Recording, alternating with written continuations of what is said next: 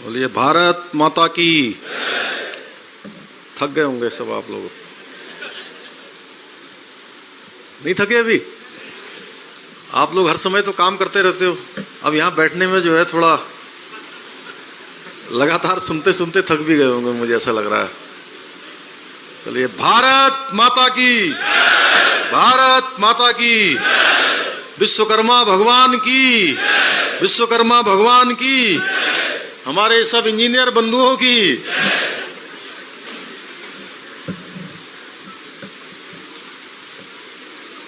Uttarakhand diploma engineers महासंघ के इस एकादश अधिवेशन में अभी आप सब लोग जिनको सुन रहे थे, जो हमारे प्रखर आंदोलनकारी भी रहे हैं और सीधे सीधे उन्होंने बहुत सारी बातें आप सबके सामने रखी। ये धर्मपुर जो विधानसभा है जहाँ पर ये अधिवेशन हो रहा है, धर्मपुर विधानसभा के लोकप्रिय विधायक, और मैं कल उनसे कह रहा था कि मैं इस नई पारी में आज से पहले 3 बार इनकी विधानसभा में जा चुका हूं। तो ये कल कह रहे थे कि कल भी जाने वाले हैं आप, तो मुझे पता नहीं था कि कल ये वाला भी धर्मपुर विधानसभा में है। तो धर्मपुर विधानसभा क्षेत्र के लोकप्रिय विधायक आदरणीय विनोद चमोली जी, हमारे अपर मुख्य सचिव श्री आनंदवर्धन जी, प्रांतीय अध्यक्ष श्री हरीश नौटियाल जी, संरक्षक श्री यूएस मेहर जी, संस्थापक महासचिव पीसी जोशी जी, और जिन्होंने आप सबकी बात बहुत, मैं कहूँ कि एक एक तथ्य सामने रख के और कैसे बातों को रखा जाता है उसको प्रेजेंटेशन बोलते हैं। बहुत अच्छा प्रेजेंटेशन यहाँ पर किया श्री हरीश बेलवाल जी, पूर्व अध्यक्ष नवीन कांडपाल जी, उत्तर प्रदेश महासंघ के अध्यक्ष श्री राकेश त्यागी जी, अखिल भारतीय डिप्लोमा इंजीनियर्स के अध्यक्ष श्री सुधीर पवार जी, हमारे प्रताप सिंह पवार जी पीछे बैठे हैं वो भी, और मंच में उपस्थित सभी हमारे सभी पदाधिकारीगण और सभी दूर दूर से आए हुए सभी हमारे डिप्लोमा इंजीनियर्स जो इस महासंघ के सदस्य हैं।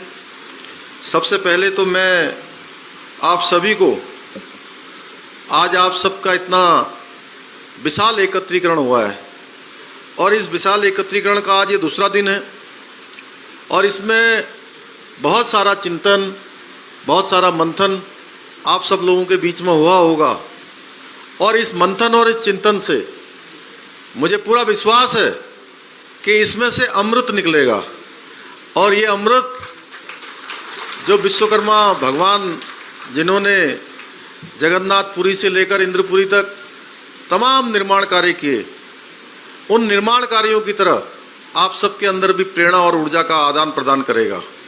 मैं इसके लिए आप सभी को बहुत शुभकामनाएं देता हूं, बहुत बधाई देता हूं कि बहुत सारी बातें अभी आप सब लोगों के बीच में से यहाँ पर आई हैं और सुनते सुनते काफ़ी सारी बातें हम लोगों के पहले से भी ध्यान में है। और हमारा राज्य एक युवा राज्य है अभी, और युवा राज्य के रूप में हम 22वें वर्ष में प्रवेश कर गए हैं, और हमारा संकल्प है कि जब हम 25 साल के हों तो हमारे राज्य के अंदर सारी व्यवस्थाएं इस प्रकार से हों, सारी व्यवस्थाएं, हमारा इस प्रकार का सिस्टम हो कि हम आने वाले समय में जब हम 25 साल के हों तो हम हिंदुस्तान के श्रेष्ठ राज्यों में से एक राज्य हों। तो उसमें निश्चित रूप से हम सबकी बहुत जिम्मेदारी है, हम सबका बहुत दायित्व है, और आप सब लोगों का योगदान हमेशा से रहा है, चाहे वो उत्तराखंड आंदोलन प्राप्ति का आंदोलन रहा हो या अभी अभी जैसा यहाँ पर बताया गया और मैंने खुद स्वयं देखा है कि कोरोना महामारी के दौरान आप सबके द्वारा बहुत सारा अपने प्राणों की परवाह न करते हुए भी लोगों की सेवा के लिए अपने आप को झोंकने का काम किया है। निश्चित रूप से मैं आप सबका आभारी हूं कि आप सब लोगों के द्वारा लगातार उत्तराखंड राज्य को आगे बढ़ाने के लिए काम किया जा रहा है। हाँ, ये जरूर है, जैसा आनंदवर्धन जी ने कहा कि हम सब लोग, कोई भी अभिभावक है, मैं आयु में आप सब लोगों में से, बहुत सारे लोगों से आयु में कम होऊंगा, लेकिन आज मुझे मुख्य सेवक की जिम्मेदारी है। और मुख्य सेवक की जिम्मेदारी के नाते मैं ऐसा मानता हूं, मैं जब पहली बार विधायक बना था तो गांव में मैं एक बार बैठ के मैंने कहा,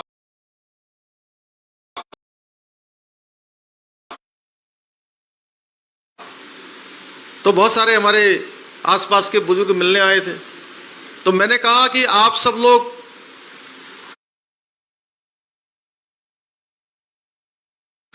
हमेशा से हमारा मार्गदर्शन करते रहे हैं, आप सब लोग हमेशा से हमें कुछ न कुछ सिखाते रहे हैं, लेकिन यहां पर अब जब से मैं इस क्षेत्र का विधायक बन गया हूं तो मुझे लगता है कि जो 80 साल के हैं या 90 साल के हैं या मेरे से आयु में काफी बड़े हैं, उन सब के बाद भी मुझे लगता है कि मैं अभिभावक हूं। उसी प्रकार से जैसा आनंद जी अभी कह रहे थे आप लोगों से कि प्रदेश का मुख्य सेवक होने के नाते आप सब लोगों ने बहुत सारी बातें यहां पर रखी हैं और हम भी चाहते हैं कि उन सब बातों का समाधान हो, उनका सबका रास्ता निकलना चाहिए।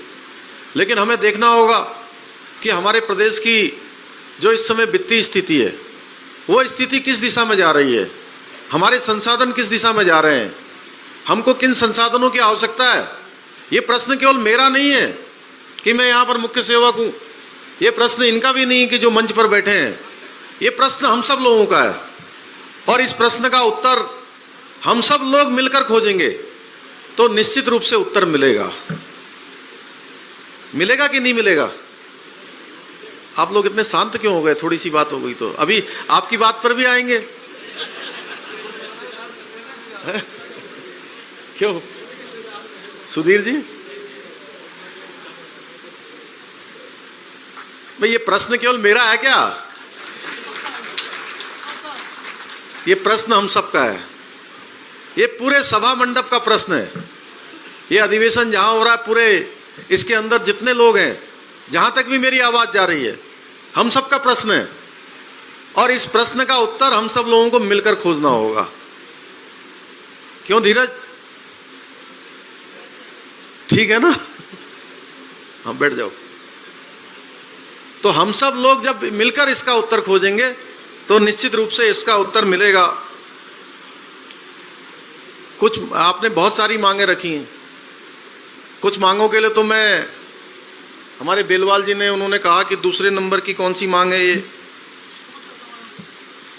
पूर्व विभाग की डिप्लोमा इंजीनियर संवर्ग की समस्याओं के समाधान हेतु डिप्लोमा इंजीनियर समस्या समाधान समिति का गठन किया जाएगा।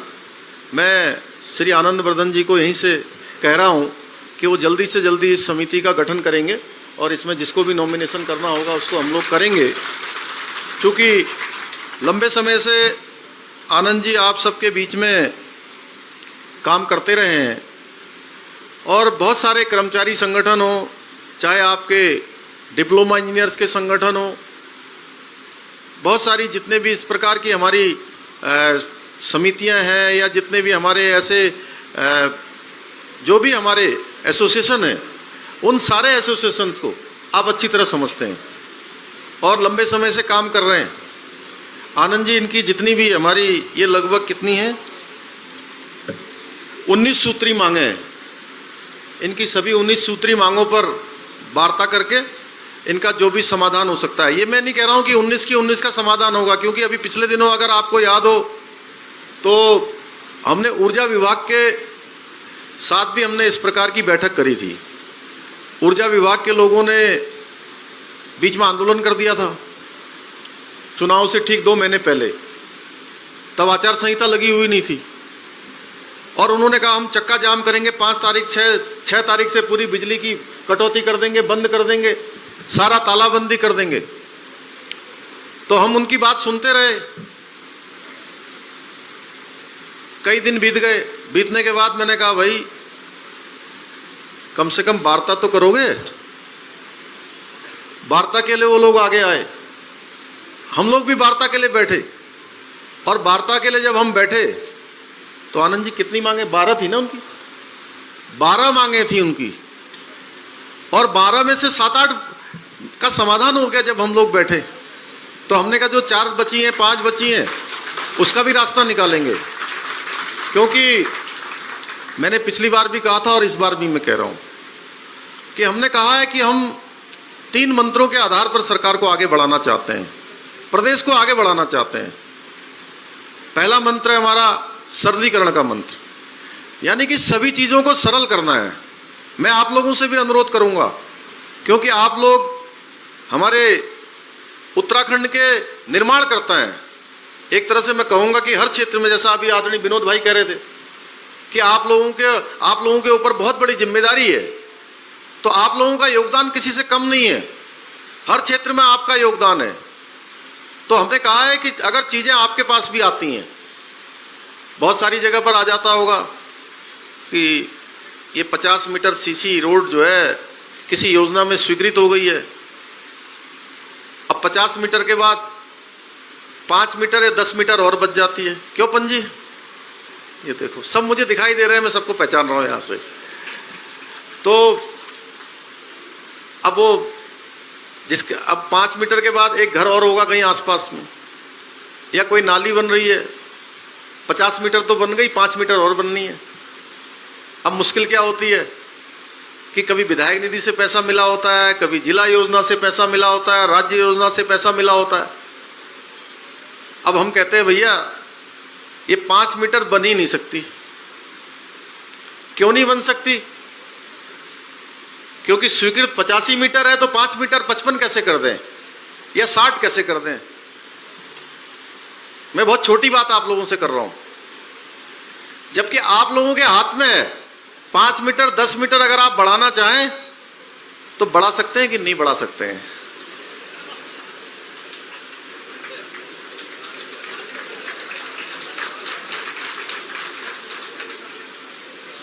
बढ़ा सकते हैं, बढ़ा सकते हैं। वो कहीं का पैसा थोड़ा बहुत एडजस्ट भी कर लेते हैं आप लोग, लेकिन कई बार नहीं बढ़ती और कई बार आप में से बहुत अच्छे, मैं सबकी बात नहीं कर रहा हूं, मैं 90% लोग तो ऐसे होंगे कि जो बढ़ा ही देते होंगे।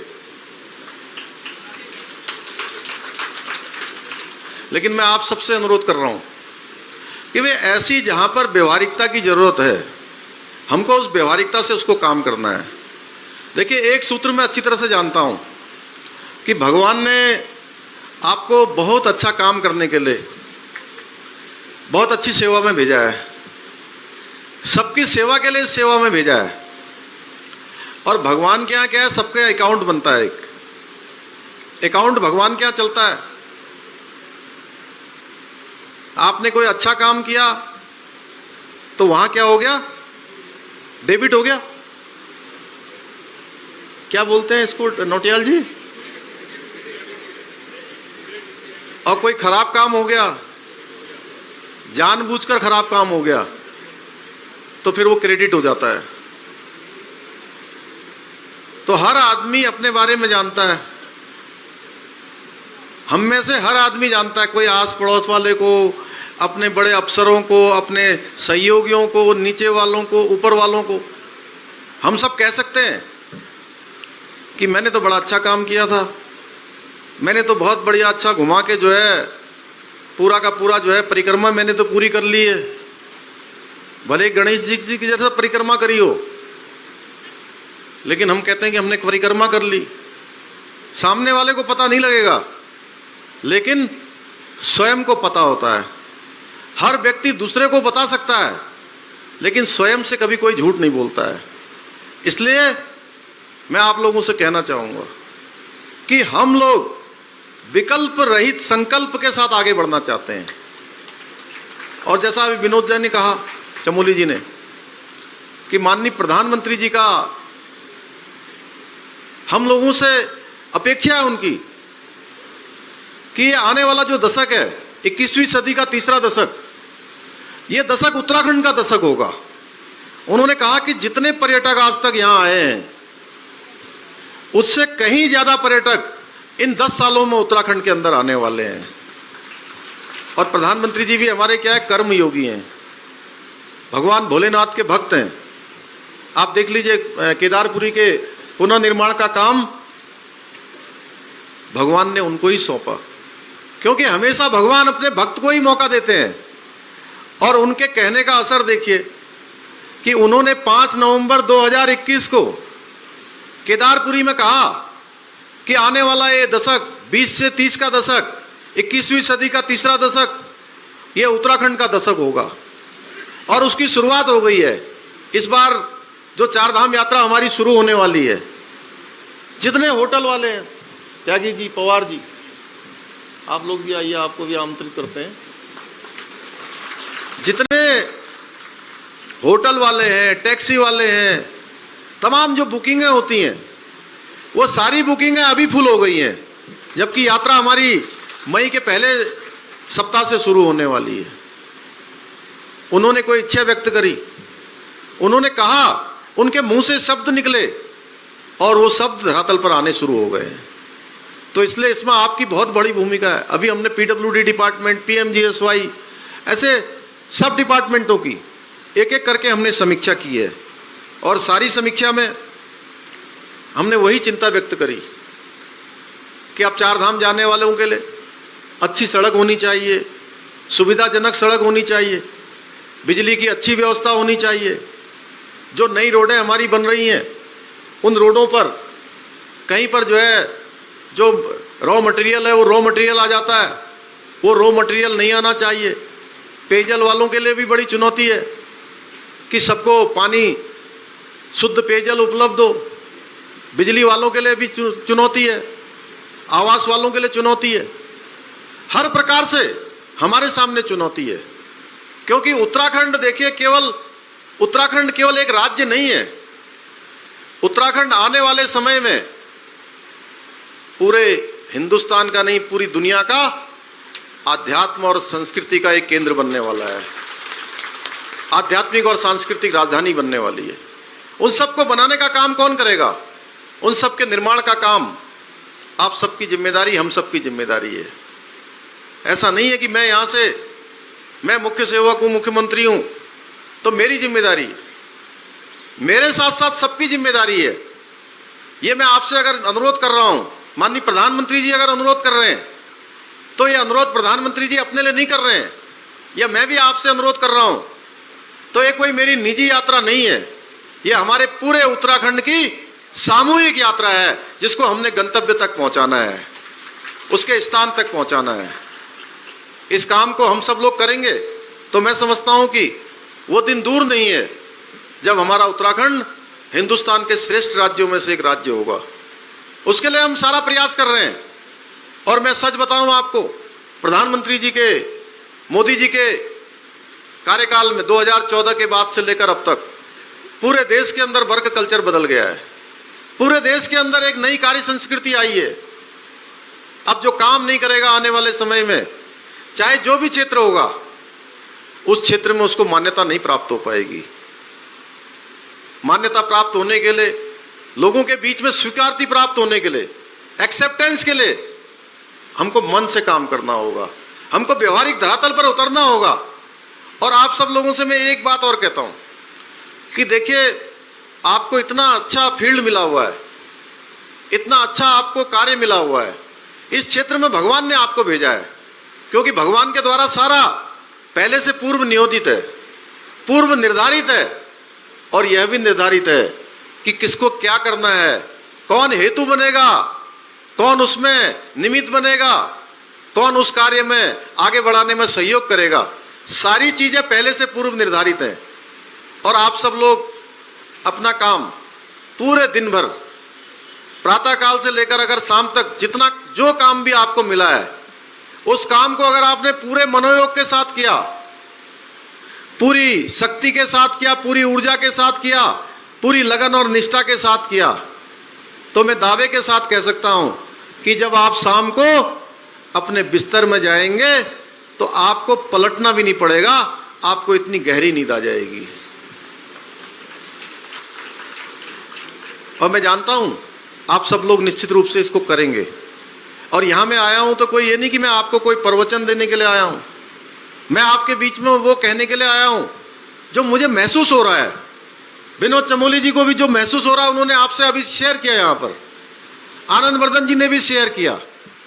तो निश्चित रूप से हम सब लोग मिलकर आत्मनिर्भर उत्तराखंड बनाएंगे, हिंदुस्तान का श्रेष्ठ उत्तराखंड बनाएंगे।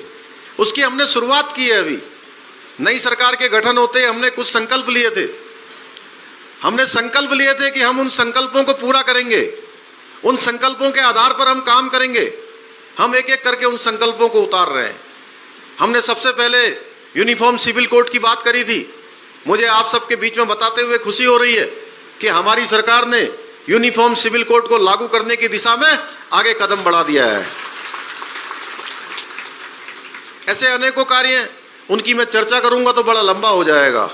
मैं आज के अवसर पर आप सभी से कहना चाहता हूं कि हम इस बात पर विश्वास नहीं करते हैं कि हम चीजों को उलझाएं। सरलीकरण, समाधान और निस्तारण, इन मंत्रों के आधार पर हम आगे बढ़ना चाहते हैं।